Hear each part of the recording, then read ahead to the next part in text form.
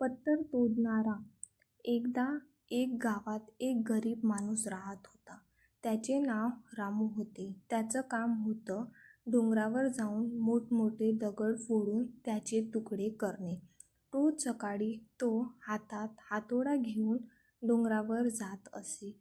उन्हातान्हात कष्ट करून तो दगड फोडत असे आणि त्याच्या मिळणाऱ्या पैशातून आपला उदरनिर्वाह करत असे.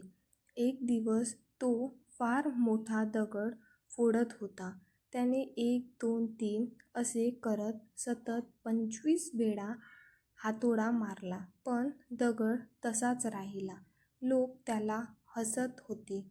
"अरे रामू, सोडून दे, हा दगड तुझ्याने नाही फुटणार." पण रामूने ऐकलं नाही. त्याने 50 वेळा हातोडा मारला तरीही काही फरक नाही. तो दमला होता, घामाघूम झाला होता, पण त्याने हार मानली नाही. तो म्हणाला, "मी थांबणार नाही जोपर्यंत हा दगड फुटणार नाही." तो 100 वेळा मारून झालं, अजूनही काहीच नाही. पण रामू ठाम होता. शेवटी जेव्हा त्याने 101 वा हातोडा मारला तेव्हा अचानक दगड फुटला. मोठ्या आवाजाने तो तुकड्यांमध्ये फुटला.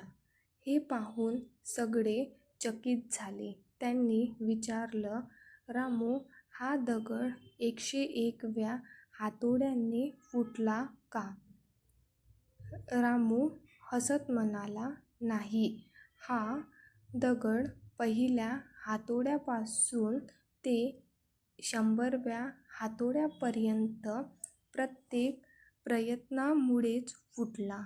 101 वा हातोडा म्हणजे फक्त परिणामी क्षण होता." कथेमधून काय शिकावं? या गोष्टीतून आपल्याला हे शिकायला मिळतं की सफलता एकाच प्रयत्नात मिळत नाही. प्रत्येक प्रयत्नांची आपली एक भूमिका असते. जर यश लगेच दिसत नसलं तरी प्रत्येक टाकलेलं पाऊल तुम्हाला यशाच्या दिशेने घेऊन जात असतं.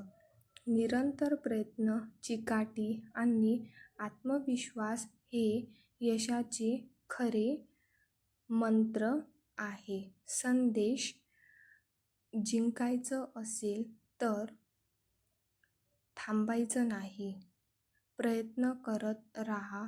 यश तुमच्या पावलांखाली असेल.